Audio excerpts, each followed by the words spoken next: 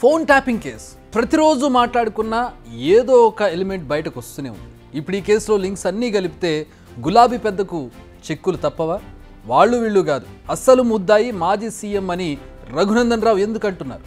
అసలు మీరేం చేయలేరన్న కేటీఆర్ వ్యాఖ్యల వెనుక కాన్ఫిడెన్స్ ఏంటి? ఫోన్ ట్యాపింగ్ వ్యవహారం ఇప్పుడు తెలంగాణ పాలిటిక్స్ను షేక్ చేస్తోంది. ఎస్ఐ నుంచి మొదలు పెడితే మాజీ పోలీస్ బాస్ల వరకు అందరి ఇన్వాల్వ్మెంట్ ఉందని ఇప్పటికే తేలింది. అయితే వీరంతా పాత్రధారులే, అస్సలు సూత్రధారులు వేరే ఉన్నారని మనం ఫస్ట్ నుంచి చెబుతున్నాం. ఇప్పుడు దీన్ని కన్ఫర్మ్ చేస్తున్నారు బీజేపీ నేత రఘునందన్ రావు. రాష్ట్ర ముఖ్యమంత్రి గారికి తెలంగాణ హైకోర్టు చీఫ్ జస్టిస్ గారిని రెండు విషయాలు డిమాండ్ చేస్తూ ఉన్నా. ఒకటి, అప్పటి ముఖ్యమంత్రి చంద్రశేఖరరావు ప్రమేయం లేకుండా ఏ పోలీసోడు కూడా టెలిఫోన్ ట్యాపింగ్ చేయడు. అప్పుడు దుబ్బాక ఉప ఎన్నికల్లో మా దుబ్బాకకి ఇన్ఛార్జిగా పనిచేసింది ఎవరంటే హరీష్ రావు అనేటువంటి మంత్రి.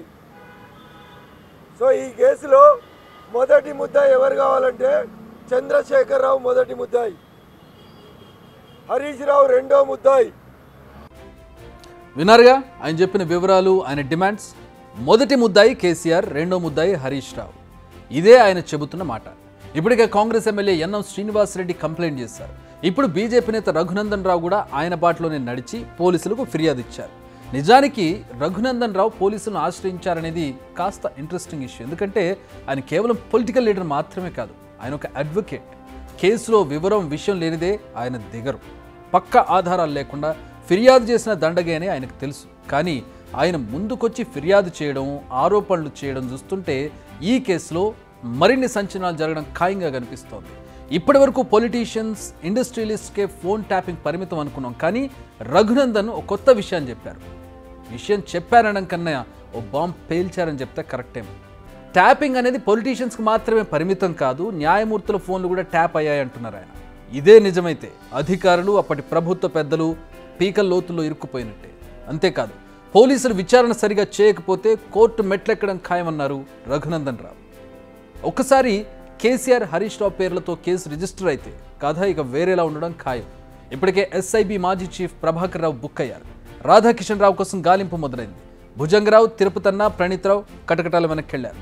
మరికొందరు అధికారులను గుర్తించి విచారిస్తున్నారు.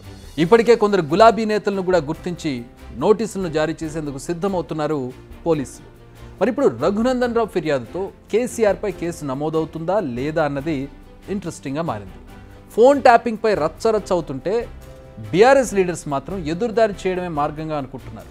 అందుకే మొదట్లో సైలెంట్గా ఉన్న వాళ్ళంతా సడన్గా రూట్ మార్చారు. పార్టీ పరువు పోతుండడంతో రివర్స్ అటాక్ మొదలుపెట్టారు. ట్యాపింగ్ చేశాం అయితే ఏంటంట అన్న రేంజ్కి కూడా వెళ్ళిపోయారు. కావాలంటే కేటీఆర్ చెప్పిన ఈ మాటలు వినండి. ఇంకో దిక్కు ఫోన్ ట్యాపింగ్, ఇదట అంటే అదట, అదట అంటే ఇదట, వీళ్ళ ఫోన్ ట్యాప్ అయిందంటే వాళ్ళ ఫోన్ ట్యాప్ అయిందట. నిన్న చూసిన దగ్గర నేను 10 లక్షల ఫోన్లు ట్యాప్ చేసిండు కేసీఆర్. చేస్తే గీస్తే ఒకడో ఇద్దరో లుచ్చగాళ్ళ ఫోన్లు ట్యాప్ చేసి ఉండొచ్చు, నాకేమెరక. కానీ చేస్తే చేసి ఉండొచ్చు, దొంగలై లంగలి, ఎందుకంటే పోలీసుల పని అది. కానీ దానికి ఏదో పెద్ద అంతర్జాతీయ కుంభకోణం ఏందో జరిగిపోయింది, ఏమో అయిపోయింది. ఎందుకు ఇవన్నీ డ్రామాలు?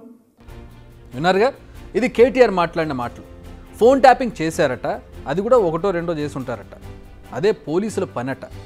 కేటీఆర్ గారు పోలీసులు మావోయిస్టులవో టెర్రరిస్టులవో ఫోన్లు ట్యాప్ చేసి దాడులు జరగకుండా అడ్డుకుంటే సీన్ మరోలా ఉండేది. జనమంతా శభాష్ అనేవాడు. కానీ ఆ పనిని వదిలేసి పొలిటికల్ లీడర్ల వెంట పడడం వల్లే ఇష్యూ ఇప్పుడు మీ వరకు వచ్చింది. ఆయన చెబుతున్న దాన్ని బట్టి ఆరోపణల్లో వస్తున్న ఫోన్లన్నీ చేయలేదు, కానీ ఏదో 1-2 చేసి ఉండొచ్చు అని చెప్పకనే చెబుతూ నిజాన్ని మాత్రం ఒప్పేసుకున్నారు కేటీఆర్. ఆయన అక్కడితో ఆగలేదు. చేతిలో అధికారం ఉంది కదా, దమ్ముంటే చర్యలు తీసుకోండి అంటూ సవాల్ విసురుతున్నారు. ఏమన్నా తప్పు జరిగితే విచారణ చేయి, మేము అద్దంటలేం కదా.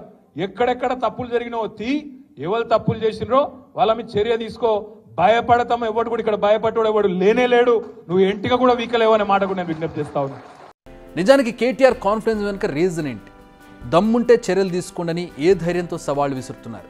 ఇది కాస్త ఇంట్రెస్టింగ్గా మారింది. ప్రస్తుతం ట్యాప్ చేసిన అధికారులు ఉన్నారు, కానీ ట్యాప్ చేయమని ఆదేశాలు ఇచ్చిన వాళ్ళ పై అధికారులు మాత్రం ఇండియాలో లేరు, వేరే దేశాల్లో ఉన్నారు. కారణాలు ఏమైనా కావచ్చు, అక్కడ వారు ఉన్నారు.